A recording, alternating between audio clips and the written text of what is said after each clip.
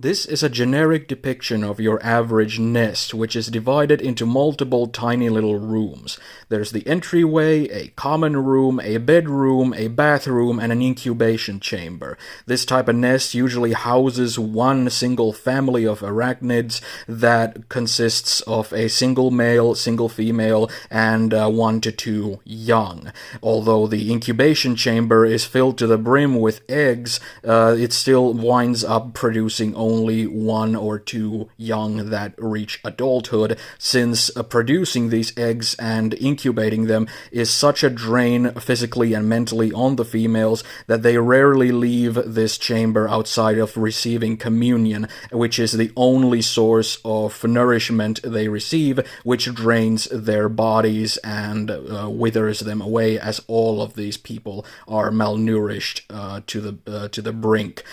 They wind up turning to devouring these eggs and their young even after they've hatched, to the point where only 1 or 2 wind up surviving. It's considered rather shameful, but it's something that everyone recognizes, that everyone takes part in, since the situation is as dire as it is. It's only truly taboo once the males or the children take part in devouring their young and siblings, though that's not a taboo that is punished by the religious authority. It's just something that creates a lot of social unrest and social ill will between the other children of the earth.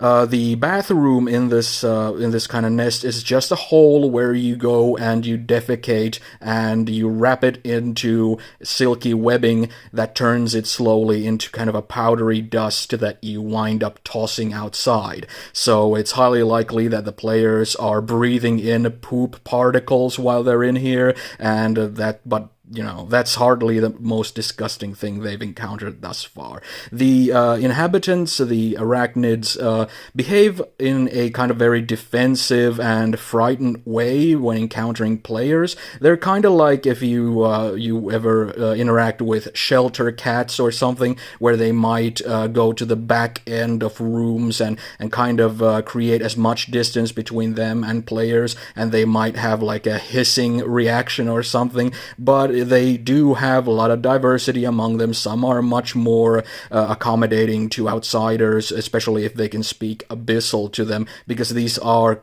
still like a social species, just like humans. But it just takes time, and others are more frightened and hysterical than others.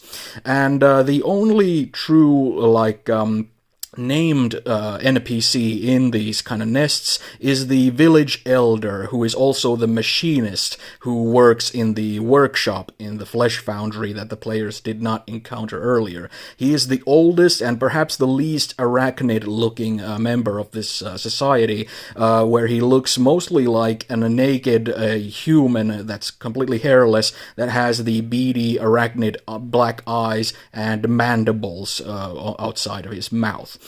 He is fiercely loyal to the religious authority of this village and the Celadon Queen. He was bestowed the role of the machinist for no other reward other than the kind of exhilaration of being granted divine favor, and even though he is the most intelligent member of this society and will gladly converse with the players, if they try to hatch any kind of plots, if they try to recruit him in any kind of way, he will stab them in the back the first chance he gets, in hopes of further divine favor, which does not include any kind of